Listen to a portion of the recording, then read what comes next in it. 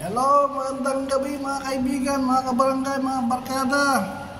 Kamusta naman po kayo? Eto naman po. Ayan, yung swimming pool. Tapos na maligo yung mga babae. Ladies day po kasi ngayon. So ito po, wala nang naliligo. Tapos nang naligo yung mga magkapatid.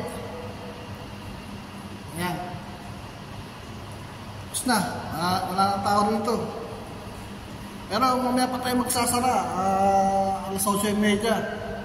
Ewan ko lang isang bata, upupot ako, maliligo siya. Tinanong niya ako kung ano oras magsasara sa swimming pool.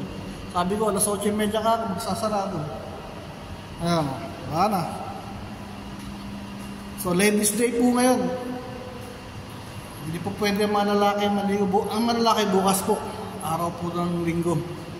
Yun ang schedule ng mga lalaki. Ang lalaki, Miyerkules, Biyernes, Linggo. Tapos ang babae, Martes, Huwebes, Sabado. Yun ang schedule ng mga babae para maligo dito sa swimming pool. So, ano na? So, ano na hinihintay nyo? Ladies day. Maligo na kayo! Sige na! Libreng-libre na to. Ligo na kayo. Okay? Babos! Thank you!